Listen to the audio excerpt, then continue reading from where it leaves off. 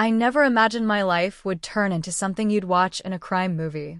But here I am, telling you how I fell in love with the man who was supposed to kill me. The man who was hired by my own blood, my family. My name is Vanessa, and I come from what people would call a rich and perfect family. To the outside world, we were the McKays, the influential, powerful family with money, connections, and class. My father owned a multi-million-dollar tech company, my mother was an author known for her inspirational books, and my older brother, Ryan, was a rising politician. And me? I was just the black sheep. I never fit into their world of fake smiles, expensive dinner parties, and heartless manipulation. They tolerated me, but they didn't love me. My interests were different. I loved painting, nature, and helping people. That made me soft in their eyes. I was the mistake, the embarrassment they couldn't publicly deny but secretly wished didn't exist. Things changed when my grandfather died and left me everything. He was the only person in the family who ever truly cared about me. He saw how they treated me and protected me as much as he could. When he passed, I was devastated, but that heartbreak turned to shock when the lawyer read his will. My grandfather left me everything. The estate, his shares in the company, his properties, even the beach house my mom loved more than anything. My father's face turned pale. My mother looked like she'd been slapped. My brother stared at me like I was an enemy. I remember feeling like a deer trapped in a lion's den. They didn't say much then, but I saw it in their eyes. Hate. Real, burning hate. That night, I couldn't sleep. I felt something shift. A silent war had begun. At first, they tried to manipulate me. My father offered to manage the inheritance. My mother cried and said she needed money for her next book tour. My brother gave speeches about family unity. I refused all of them. That's when the threats started. Small things. My car brakes failed one day, but I brushed it off. Then I started receiving anonymous texts, "You won't live to enjoy a penny." I reported it, but the police found nothing. I should have left the country then. But I didn't. I thought I was being paranoid. Until one night, everything changed. It was around 11 p.m. I had just finished painting in my studio and was heading to bed. Suddenly, the lights went out. At first, I thought it was a power cut. Then I heard the door creak open. I turned and saw a man in a black hoodie and gloves. Before I could scream, he tackled me, tied my hands, and covered my mouth with duct tape. I fought like hell, but he was strong, calm, and terrifyingly professional. He shoved me into the trunk of a car. The last thing I saw before blacking out was my house disappearing into the distance. When I woke up, I was in a small cabin in the middle of nowhere. My hands and feet were tied to a chair, and the man sat across from me, sipping coffee like he'd just finished a long shift at work. I expected threats, torture, something. But he just looked at me. I couldn't stop staring at his eyes, deep green, like the forest after a storm. He finally spoke. "I wasn't supposed to bring you here," he said. I froze. "I was hired to kill you."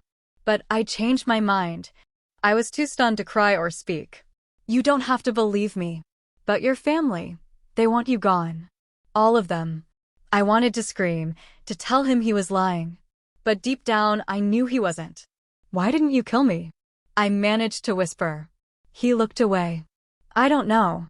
Maybe because when I saw your face, I realized you didn't deserve to die." He introduced himself as Aaron. He didn't tell me his last name or much about his past. Just that he'd been a mercenary for years. He never asked questions until me. I was still terrified, of course. But he never hurt me. He cooked, made sure I was warm, and even brought me books and art supplies. It was surreal. I was still technically kidnapped, yet he treated me better than my own family ever did. Days passed, then weeks, and something changed. I began looking forward to our conversations. We talked about everything, our childhoods, regrets, dreams. He confessed he lost his sister in a car crash caused by a drunk driver, and that's when his life spiraled into darkness. I thought if I didn't care about people anymore, I wouldn't feel pain, he said one night. But you confuse me. I smiled. You confuse me too. Our bond grew stronger. Slowly, the fear in my heart turned into something else. Something I was ashamed of at first. I was falling for the man who kidnapped me. I tried to deny it, but it was undeniable. He was fierce, broken, and dangerous, but also protective, kind in strange ways, and real. The most real person I'd ever met. One night, after a thunderstorm knocked the power out, we sat by the fireplace. The silence between us was thick.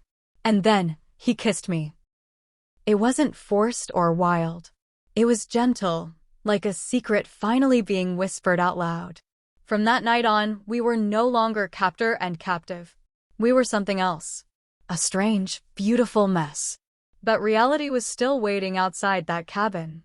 Aaron revealed more over time. My family didn't just want me gone. They had planned everything carefully. They even faked documents to make it look like I overdosed or ran away. Aaron had been offered a huge payout for my death. You were supposed to be a name on a contract, he said. But now I'd burn that contract to the ground. We knew we couldn't hide forever. So we made a plan. Aaron had evidence. He recorded the conversations with my brother, the bank transactions, even voice messages from my mother. All cold, emotionless, discussing how to handle me. We sent copies to a trusted lawyer I had met during my grandfather's estate process. He was shocked, but agreed to help. Then I did something even crazier. I married Aaron.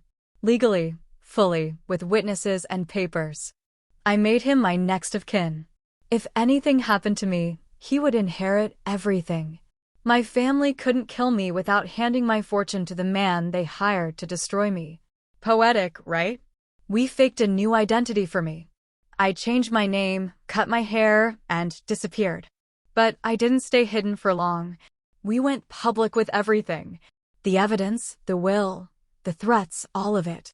The media went wild. Heiress betrayed by her family, assassin turned husband exposes murder plot. My father was arrested. So was my brother. My mother fled the country. People were shocked. Some thought I was crazy. Some called it a love story born out of trauma. But I didn't care. I was finally free from their control, their poison, their lies. Aaron and I moved to Oregon. We bought a small cabin near the woods and started over. He started therapy. I began painting again. We adopted a rescue dog named Whiskey, who loved cuddling between us on cold nights. Sometimes I wake up in the middle of the night, still wondering if it was all a dream. If I'm really safe. If the man beside me, once my kidnapper, is really my husband now. But then I look at him, and he holds my hand, and I know. Love can come from the darkest places.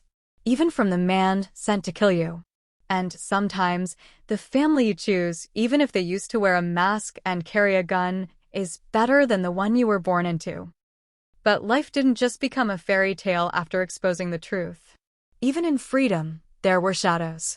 Aaron and I tried to build a normal life, but we weren't exactly a normal couple. Sometimes, I'd wake up from nightmares, flashes of being dragged from my home, duct tape on my mouth, and that fear I'd never see the sun again. And Aaron, he had his own demons. Sometimes, he'd sit by the window late at night, lost in thoughts he never shared. He never forgave himself for what he almost did to me. I was seconds away from pulling that trigger, Vanessa, he whispered once. If I had, I would have killed the only person who ever saw the good in me. I always took his hand and said the same thing, but you didn't. That's all that matters. We started going to therapy together. Slowly, we healed. Together, we learned how to deal with the guilt, the fear, and the pain. Aaron took up woodworking. I started painting murals for orphanages and schools. It gave me purpose. Hope. But just when I thought we'd left the darkness behind, it came knocking again. One evening, we got a call from our lawyer, Frank. I need to see you both. Urgently, he said. We met him the next day in his downtown office. He looked worried. Your mother's back in the country, he said. She's hired a high-powered legal team to contest your grandfather's will. She claims it was manipulated and that you forced him to leave everything to you. I felt my stomach twist. She's trying to say you're mentally unstable, that you were kidnapped and brainwashed. She's calling it a Stockholm Syndrome scam. My mouth went dry. Aaron's jaw clenched. She's accusing me of manipulating you into marrying me, he asked. Frank nodded. Yes, she's trying to have the marriage annulled, and she's seeking a court order to place Vanessa under temporary mental evaluation. They were trying to lock me up. Again. We went home in silence. Later that night, I sat in the kitchen, staring at a cup of cold tea.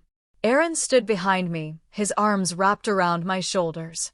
She won't win, he said softly. I wanted to believe him, but fear was creeping back in. What if she bribed judges? What if I was dragged into a hospital against my will? What if they found a way to take everything? The media had a field day. Heiress brainwashed by ex-mercenary? Wife of former hitman accused of inheritance fraud. Family tragedy or elaborate scheme? The internet was divided.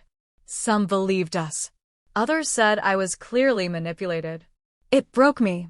Again. We went to court 2 weeks later. I stood before a judge while my mother's legal team paraded lies. They showed my medical history. Yes, I had mild anxiety growing up. They twisted my words, spun stories out of thin air. She's fragile, my mother sobbed in court. She's not thinking straight. That man took advantage of her trauma. I wanted to scream. She was crying for the fortune, not for me. But then it was my turn to speak. I stood up, trembling, and told the truth.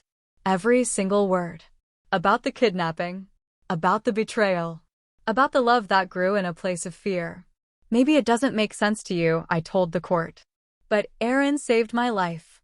Not just from death, but from a family who treated me like garbage. He saw me. He cared when no one else did. I looked at my mother. You don't get to call me crazy just because I refuse to be your puppet. The judge listened. The evidence was strong. Frank did an excellent job exposing their lies. After 2 painful weeks, we won. The will stood. The marriage stood. I was declared mentally sound, and my mother was charged with conspiracy, fraud, and attempted coercion. She left the courtroom screaming. I never saw her again. We went home that night and just sat on the floor, holding each other, crying. Not out of fear, but from relief. It felt like the final storm had passed, but in the months that followed, something even more unexpected happened. I found out I was pregnant. I remember staring at the 2 pink lines for what felt like an hour. My whole body shook. I wasn't sure if it was fear or joy or both. When I told Aaron, he froze. Then he cried. Just silently, tears running down his face. I never thought someone like me could be a father, he whispered. I held his hand. And I never thought I'd survive long enough to become a mother. We decided to keep it quiet. No announcements. No social media. We wanted peace. But pregnancy wasn't easy for me. Emotionally, it was like walking through fire. My body changed. My mind spun with fears. What if the child grew up and hated us? What if someone came back for revenge? Aaron was my rock. He read parenting books, built the crib by hand, and talked to my belly every night. Hi, baby, he'd say. It's Daddy. Your mom is the strongest person in the world. You'll learn from her. You'll love her like I do. Sometimes, I'd watch him sleep and wonder how life turned out like this. How a man sent to kill me became my protector, my partner, my future. 9 months later, we welcomed a baby girl, Isla. She had Aaron's eyes and my nose. The first time I held her, I felt every scar, every fear, every past wound melt into something beautiful. She was our beginning. We moved again, this time to a quiet coastal town in Maine. Nobody knew us there. We opened a small art studio and furniture shop. People came in for paintings and left with stories of love and second chances. The town called us the mysterious couple with the baby and the beautiful eyes. They didn't know our past. They didn't need to. Every night, Aaron and I sit by the fire, Isla asleep between us, and we just breathe. We survived. I know some people will never understand our story. That's okay. But to those who've ever been betrayed by family, to those who've been called crazy for walking away, to anyone who found love in the strangest place, you're not alone. Sometimes the one sent to end you ends up saving you. And sometimes love doesn't come wrapped in fairy tales. It comes in a storm. And it stays.